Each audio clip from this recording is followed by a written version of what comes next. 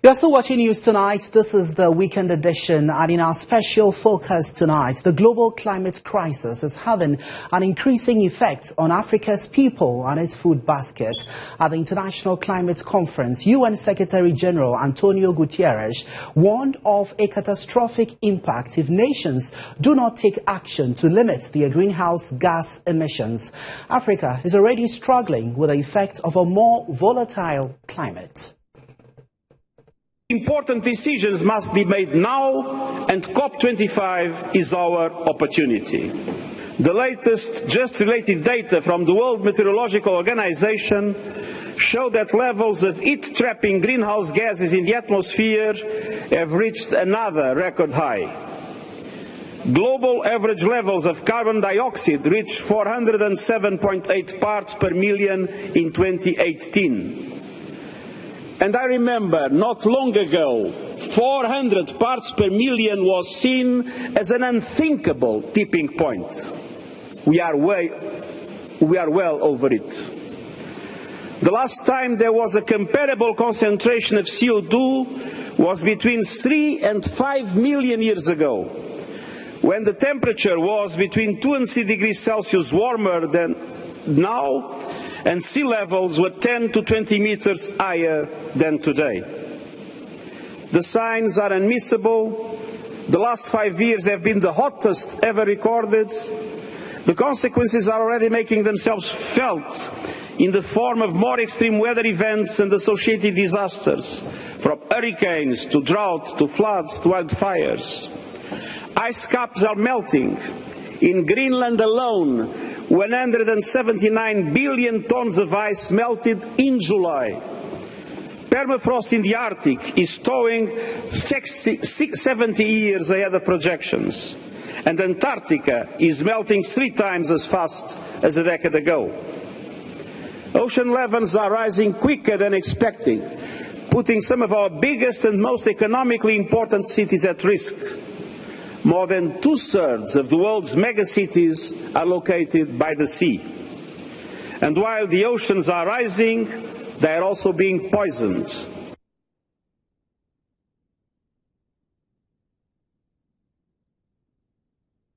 All right, so you had the UN chief in Milan. Or is it Madrid? Yeah, Madrid. And we know that in 2019, the continent Africa faced severe droughts, cyclones, and unusually heavy rainfall. Now, the threat to Africa's wildlife also grew due to a changing climate. Climate change has both direct and indirect effects on agricultural productivity, including changing rainfall patterns, droughts, flooding, and the geographical redistribution of pests and diseases. With me in the studio tonight is the Food and Agriculture Organization's Deputy Regional Representative for Africa, Jocelyn. You're welcome to the studio, madam. Thank you so much. Good to see you. A very worrying and disturbing depiction of state of affairs by the UN chief. But I know that the FAO is at the forefront of helping countries mitigate and also adapt to climate change. Is it that your initiatives are not yielding results? Oh, no. In fact, I would say, well, thank you, Ridwan. Thank you for having me here on the show.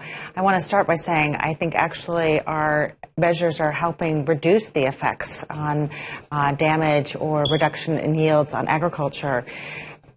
We also talk about agriculture and food, we talk not just about production agriculture, but about preserving the natural resources, the forests. There's a lot of income generation from wood and timber here in Ghana and throughout Africa, as well as our fisheries. So what we are doing, our initiatives, whether it be through encouraging good practices on logging or conservation agriculture with the farmers, or with stemming the tide of overfishing, we are addressing on all fronts different ways of reducing climate change. So in what sense do you quantify what you've been able to achieve with all the efforts? Because you travel to, or you sit in Accra and you hear stories about rural communities being submerged. Meanwhile, we have a lot of these projects in most of these communities. What do you think, or what do you reckon has gone amiss? Let me give an example that's very close to home here in Ghana. Recently, the FAO has signed an agreement with the Embassy of Japan, and we are addressing contamination from illegal mining in the Kumasi and northern region and the effect of that on cocoa farming. And so we are working directly with the farmers to address the contaminated soils and to help them rebuild their cocoa farms, their trees, and be able to start all over with their cocoa yields. And so in very tangible ways, we are addressing the problems at the site with the farmers, the local people, and helping them adapt to the reality of contamination, the reality of rising seas, the reality of changing weather, and really ensuring that their yields stay the same and we can feed the world. Okay. Now, in the part of the communities, when you look at the communities, what do they need to do to augment your efforts? Because it looks like you're doing a lot, but the communities still are bearing the brunt of climate change. What is their part of the bargain? Well, first of all, I want to agree with you that, and I want to quote David Nabarro, who has been an advisor to the Secretary General, that the people most affected by climate change tend to have nothing to do with it. So these are the people living in the communities that aren't using the fuel and aren't using the energy. Our job is to work with the local communities, to the rural communities, and help them adapt to these situations and ensure that their yields are going up. We've worked closely with the Ministry of Food and Agriculture on the Planting for Food for Jobs, and their statistics show us that yields actually are going up with the right seed, with the right water, with the right good agricultural practices that are available. We don't have to degrade our land to be able to build our food. So I think what we're seeing now is the effect of still being able to feed the world with good nutrition food and decreasing the effect on the environment in a situation where the climate is really changing dramatically. Okay. Now, we know that COP25 has kick-started in earnest. What do you want African leaders to come away with beyond increasing their climate ambitions? What do I want them to come away with? Well, first of all, I want them to come away with the notion that agriculture touches the environment. It touches fisheries. It touches agriculture development. It touches energy. It touches rural economies. And so I really want them to put agriculture in the broadest term in the forefront of what they're addressing, and not to just keep it narrowly in the realm of just the environment. Agriculture touches all of these areas, and it's important for these ministers and these leaders to embrace that fact. Okay. That would be my first thing. Right. So we look forward to them carrying through some of these expectations that you have of them. But let's move away from climate change and talk about women in agriculture. The issue about gender inequality, even in the agriculture sector, is one that has been talked about, and the need for the narrative to change. Are we making progress in getting a lot more women not just be at the forefront of agricultural issues, but also having access to what they need to actually do efficient agriculture? Well, that's certainly a big question, and I want to say, first of all, we have a lot of cultural things to change. Africa is, as you well know, a continent of many, many nations, over 50 nations, and so agriculture is also local, and we have to deal with this at the local level. I want to use what I saw yesterday at the National Farmers Day here, and I had the honor and privilege of sitting through the ceremony, and one of the things that I think Ghana can lead the African nations in is giving the awards to these women farmers. There was a special category for women farmers, and not only that, there was a category for pickers, where women tend to be the dominant force there. But that hasn't been mainstream. Well, I think if you're president and you're Minister of Agriculture, Food and Agriculture, and your Ministry of Energy and your Minister of Fisheries and Aquaculture Development are sitting through your ceremony and giving the award to these farmers, I think that sends a very strong message that especially, and you're giving special awards to these persons from the regional districts who are predominantly women. I think that sends a very powerful leadership message. Okay. So I think that it starts from the top. We in Food and Agriculture Organization are also working. But do you agree that we need to mainstream it so that not just at the national events, but even at the regional level, we have special categories for women being recognized for their efforts? I agree. I mean, you have to take into gender, and we in FAO have a specific gender requirement for all of our projects to ensure women are involved, and not just women, but youth, which is an enormous population. I mean, they have the largest population of youth is in Africa, and we have to bring those people into the conversation to address these urgent climate and agriculture issues. Okay. Now, you talked about socio-cultural practices frustrating some of your efforts. How, in your view, can we tackle this? Well, I think that there are a lot of initiatives going on, both by the government, by the international organizations such as FAO, and in the local areas of understanding that women need to be part of the conversation and women need to have fair pay for the work that they do. Mm-hmm. So it's not just going to be one solution. It's going to be a multi-tiered solution, and we in FAO are doing our part to try to push and ensure that women, particularly young women, are part of the conversation and part of the solutions. There are solutions to our climate crisis. It's a question of addressing them. Okay. And also, how do we get women at the decision-making level, so that we have a lot of women trained on effective farming methods?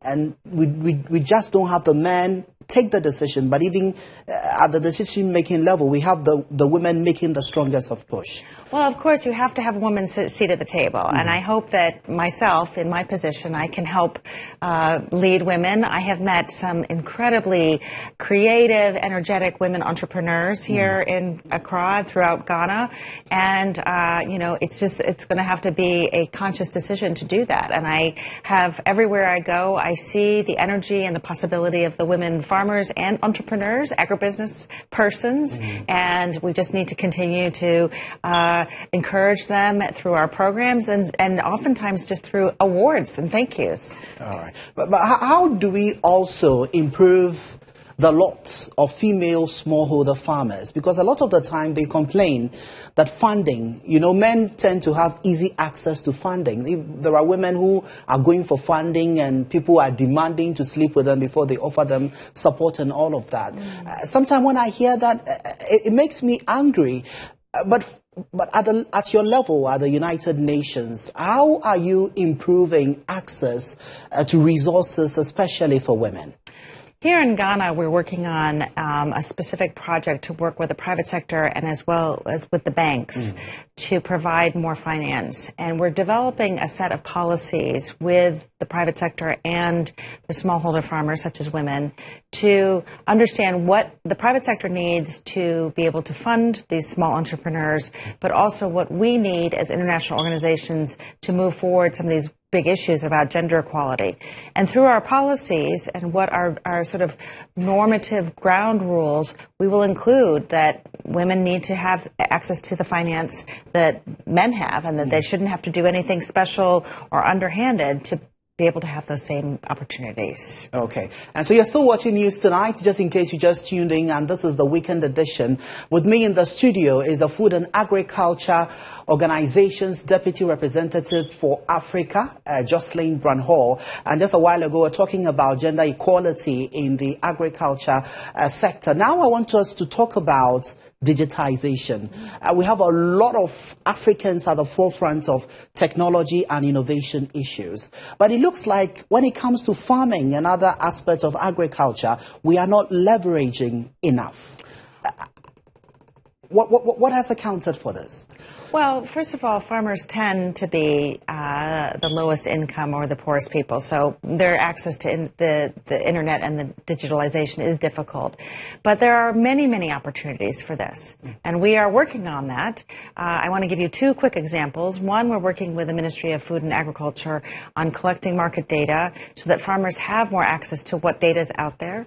The other thing I want to talk about is we're also working with the Ministry of Food and Agriculture, particularly the veterinarian services, and also the Council on Scientific and Industrial Research on mapping all of the diseases, the animal diseases and plant diseases in Ghana, so that they can see on a digital map, the same as you have for any other issues, so they can see where the diseases are, where the plant diseases are, and predict and be able to eradicate them. So we are definitely trying to introduce this, but again, you're looking at a large population, and we have to make sure that they have the equipment in their hands to be able to do this. Okay. And you know, most of the people who are engaged in farming are people who haven't had a lot of formal education. How are we localizing these efforts to ensure that indeed we whip up the interest at the rural level?